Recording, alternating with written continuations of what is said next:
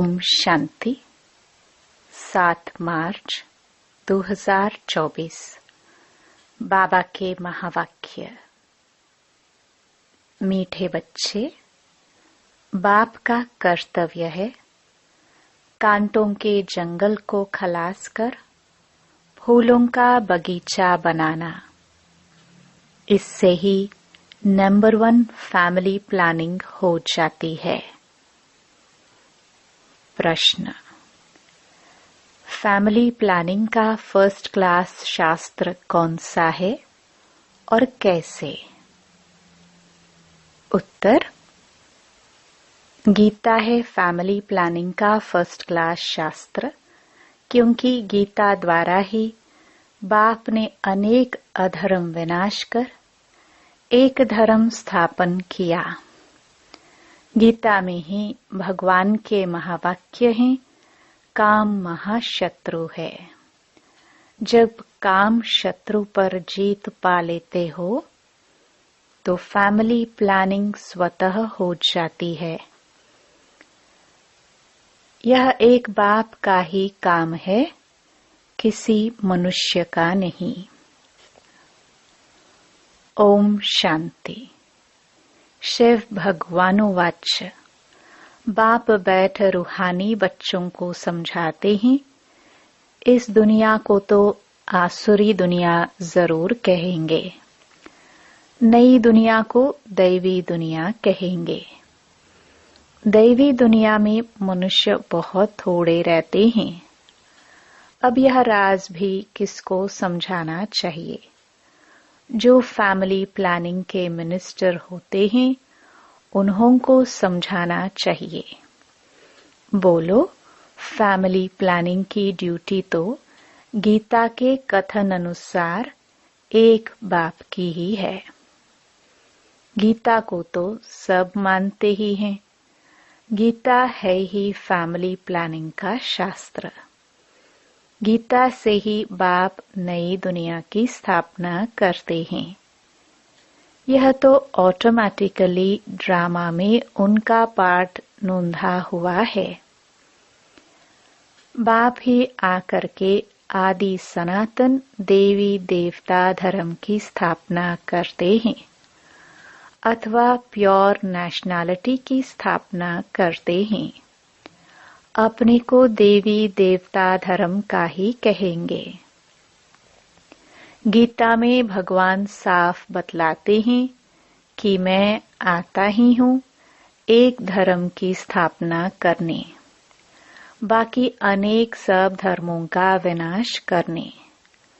तो इससे family planning number 1 हो जाएगी। सारी सृष्टि पर जय जयकार हो जाएगी और एक आदि सनातन धर्म की स्थापना हो जाएगी। अब तो बहुत मनुष्य होने कारण बहुत किचड़ा हो पड़ा है। वहाँ के जानवर पंछी आदि सब फर्स्ट क्लास होंगे, जो देखने से ही दिल खुश हो जाए, डरने की बात नहीं। बाप बैठ समझाते हैं, तुमने मुझे बुलाया ही इसलिए है कि आकर फैमिली प्लानिंग करो, अर्थात पतित फैमिलीज को वापस ले जाओ, पावन फैमिली की स्थापना करो। तुम सब कहते थे, बाबा आकर पतित दुनिया खलास कर नई पावन दुनिया बनाओ। यह बाप की ही प्लानिंग है। देखने से ही दिल खुश हो जाए। लक्ष्मी नारायण को देखने से तुम्हारी दिल खुश होती है ना? वहाँ तो यथा राजा रानी तथा प्रजा सब फर्स्ट क्लास होते हैं। तो यह फैमिली प्लानिंग की युक्ति ड्रामा में नोंधी हुई है। तुम बच्चों को समझाना है, पारलौकिक बाप तो सतयुगी प्लानिंग फर्स्ट क्लास करते हैं, कांटों के जंगल को ही खलास कर देते हैं। इस सारे भंबोर को आग लग जाती है। यह धंधा तो बाप का ही है।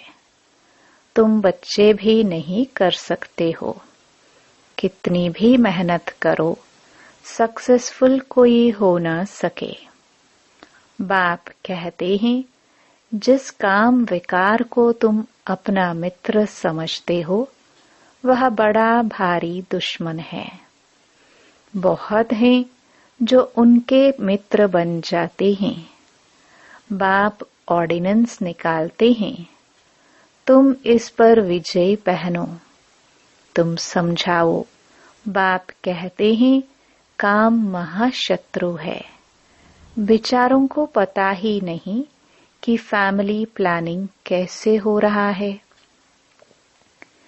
यह तो कल्प कल्प बाप करते हैं ड्रामानुसार, फिर यह होना ही है। सतयुग में बहुत थोड़े मनुष्य होते हैं, इसमें फिक्र की कोई बात नहीं। बाप प्रैक्टिकल में यह काम कर रहे हैं। वो लोग कितना माथा मारते हैं। एजुकेशन मिनिस्टर को भी समझाओ, अभी के कैरेक्टर्स कितने खराब हैं। देवताओं के कैरेक्टर्स कितने अच्छे थे। तुम बेपरवाह होकर वाणी चलाओ, बोलो यह कोई तुम मिनिस्टर का काम नहीं है। यह तो ऊंच देऊंच बाप का काम है। इन देवताओं के राज्य में एक धर्म, एक राज्य, एक भाषा थी। कितने थोड़े मनुष्य थे, परंतु ऐसी युक्ति से बोलना बहुत थोड़ों को आता है। वह रुहाब नहीं रहता है। उन्हों को यह लक्ष्मी नारायण का चित्र दिखाना चाहिए। यह फैमिली प्लानिंग बाप ने ही की थी, अब फिर कर रहे हैं। इनके राज्य की स्थापना हो रही है। बाबा ने कहा है, यह लक्ष्मी नारायण का चित्र हमेशा फ्रंट में रखो और बत्तियां आदि खूब लगाओ। प्रभात फेरी में यह ट्रांसलाइट का चित्र हो, जो एकदम क्लियर कोई भी देख सके। बोलो हम यह फैमिली प्लानिंग कर रहे हैं, यथा राजा रानी तथा प्रजा। डेटी डायनास्टी की स्थापना हो रही है। बाकी सब विनाश हो जाएंगे। तुम कहते भी हो कि हे पतित पावन आओ, हमको पावन बनाओ। सो तो बाप ही बना सकते हैं। एक देवी देवता धर्म ही पावन होता है, बाकी सब खत्म हो जाते हैं। बोलो शिव बाबा के हाथ में ही यह प्लानिंग है। सतयुग में यह प्लानिंग हो जाती है। वहां है ही देवता वंश, शूद्र होते नहीं। यह तो बड़ी फर्स्ट क्लास प्लानिंग है। बाकी सब धर्म खलास हो जाएंगे। इस बाप की प्लानिंग को आकर समझो। तुम्हारी यह बात सुनकर तुम पर बहुत कुर्बान जाएंगे। यह मिनिस्टर आदि निर्विकारी प्लानिंग बना कैसे सकेंगे।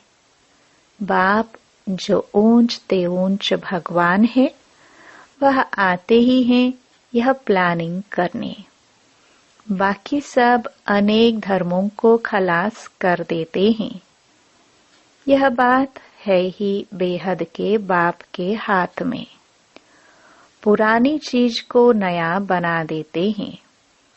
बाप नई दुनिया की स्थापना कर पुरानी का विनाश कर देते हैं। यह ड्रामा में नोंद है, समझाना चाहिए। बहनों और भाइयों, इस सृष्टि चक्र के आदि मध्य अंत को तुम नहीं जानते हो। बाप बतलाते हैं, सतयुग आदि में न इतने मनुष्य होते हैं, न फैमिली प्लानिंग आदि की बात ही करते हैं। पहले तुम सृष्टि के आदि मध्य अंत को आकर समझो। सद्गति दाता बाप ही है। सद्गति अर्थात सतयुगी मनुष्य। पहले पहले यह देवी देवता बहुत थोड़े थे। यह ड्रामा में नोंद है, समझाना चाहिए। बहनों और भाइयों, इस सृष्टि चक्र के आदि मध्य अंत को तुम नहीं जानते हो। बाप बतलाते हैं। सतयुग आदि में न इतने मनुष्य होते हैं, न फैमिली प्लानिंग आदि की बात ही करते हैं। पहले तुम सृष्टि के आदि मध्य अंत को आकर समझो। सद्गति दाता बाप ही है। सद्गति अर्थात सतयुगी मनुष्य। पहले पहले यह देवी देवता बहुत थोड़े थे। फर्स्ट क्लास धर्म था। बाप फूलों की फर्स्ट क्लास प्लानिंग बनाते हैं। काम तो महाशत्रु है। आजकल तो इनके पिछाड़ी प्राण भी दे देते हैं। कोई की किसके साथ दिल होती हैं, माँ बाप शादी नहीं कराते हैं तो बस घर में ही हंगामा मचा देते हैं। यह है ही गंदी दुनिया। सब एक दो को कांटा लगाते रहते हैं। सतयुग में तो फूलों की वर्षा होती है। तो ऐसे ऐसे विचार सागर मंथन करो। बाबा इशारा देते रहते हैं, तुम इनको रिफाइन करो। चित्र भी भिन्न भिन्न प्रकार के बनाते हैं।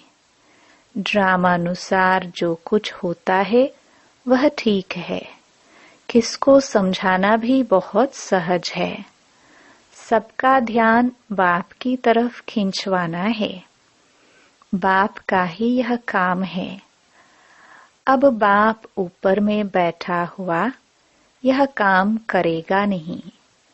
कहते भी हैं, जब जब धर्म की ग्लानि होती है, आसुरी राज्य होता है, तब तब आकर इन सबको खलास कर दैवी राज्य की स्थापना करता हूँ। मनुष्य तो अज्ञान की नींद में सोए पड़े हैं। यह सब विनाश हो जाएगा। जो निर्विकारी बनते हैं उनकी ही फैमिली आकर राज्य करती है। गायन भी है, ब्रह्मा द्वारा स्थापना। किसकी? इस फैमिली की। यह प्लानिंग हो रही है। ब्रह्मा कुमार कुमारियां पवित्र बनते हैं तो उन्हों के लिए जरूर पवित्र नई दुनिया चाहिए। यह पुरुषोत्तम संगम युग बहुत छोटा है। इतने थोड़े समय में कितनी अच्छी प्लानिंग कर देते हैं। बाप सबका हिसाब किताब चुकतू कराए अपने घर ले जाते हैं। इतना सारा खिचड़ा वहां नहीं ले जाएंगे। छी आत्माएं जाना सके। इसलिए बाप आकर गुलगुल बनाकर ले जाते हैं। ऐसी ऐसी बातों पर विचार सागर मंथन करो। तुम रियलाइज करते रहते हो। बाप कहते हैं, मैं एक धर्म की स्थापना कराने तुमको रिहर्सल करा रहा हूँ। यह फैमिली प्लानिंग किसने की? बाप कहते हैं, मैं कल्प पहले मिसल अपना कार्य कर रहा हूँ। पुकारते ही हैं, पतित फैमिली से बदलकर पावन फैमिली स्थापन करो। इस समय है पतित। शादियां पर लाखों खर्चा करते हैं। कितना शाद माना करते हैं और ही पावन से बदल पतित बन जाते हैं। तुम बच्चों को अब यही ईश्वरीय धंधा करना चाहिए। सबको समझाना चाहिए। सब आसुरी नींद में सोए पड़े हैं, उनको जगाना चाहिए। गोरा बनकर औरों को भी बनाए तो बाप का प्यार भी जाए। सर्विस ही नहीं करेंगे तो मिलेगा क्या? कोई बादशाह बनते हैं तो जरूर कोई अच्छे कर्म किए हैं, यह तो कोई भी समझ सकते हैं। यह राजा रानी है, हम दास दासियां हैं, तो जरूर आगे जन्म में कर्म ऐसे किए हैं। बुरे कर्म करने से बुरा जन्म मिलता है। कर्मों की गति तो चलती रहती है। अब बाप तुमको अच्छे कर्म करना सिखलाते हैं। वहां भी ऐसे जरूर समझेंगे कि अगले जन्म के कर्मों के अनुसार ऐसे बने हैं। बाकी क्या कर्म किए हैं वह नहीं जानेंगे। कर्म गाए जाते हैं। जितना जो अच्छा कर्म करते हैं वह ऊंच पद पाते हैं। ऊंच कर्मों से ही ऊंच बनते हैं। अच्छे कर्म नहीं करते हैं तो झाड़ू लगाते हैं, भरी ढोते हैं। कर्म का फल तो कहेंगे ना। कर्मों की थ्योरी चलती है। श्रीमत से अच्छे कर्म होते हैं। कहाँ बादशाह, कहाँ दास दासियां। बाप कहते हैं अब फॉलो फादर। मेरी श्रीमत पर चलेंगे तो ऊंच पद पाएंगे। बाप साक्षात्कार भी कराते हैं। यह मम्मा बाबा बच्चे इतने ऊंच बनते हैं, यह भी कर्म है ना। बहुत बच्चियां कर्मों को समझती नहीं है। पिछाड़ी में साक्षात्कार सबको होगा। अच्छी तरह पढ़ेंगे लिखेंगे तो नवाब बनेंगे। रुलेंगे पीलेंगे तो होंगे खराब। यह तो उस पढ़ाई में भी होता है। भगवानुवाच, इस समय सारी दुनिया काम चिता पर जल मरी है। कहते हैं स्त्री को देखने से अवस्था बिगड़ती है। वहां तो ऐसे अवस्था नहीं बिगड़ेगी। बाप कहते हैं नाम रूप देखो ही नहीं, तुम भाई भाई को देखो। बड़ी मंजिल है, विश्व का मालिक बनना है। कभी किसकी बुद्धि में नहीं होगा। यह लक्ष्मी नारायण विश्व के मालिक कैसे बने? बाप कहते हैं मैं तुमको स्वर्ग का मालिक बनाता हूँ। यह लक्ष्मी नारायण सर्वगुण संपन्न थे। आजकल जिनका तुम नया ब्लड समझते हो वह क्या करते रहते हैं? क्या गांधी जी यह सिखा कर गए? राम राज्य बनाने की भी युक्ति चाहिए। यह तो बाप का ही काम है। बाप तो एवर पावन है। तुम फिर 21 जन्म पावन रह, फिर 63 जन्म पतित बन जाते हो। समझाने में इतना मस्त बनना चाहिए।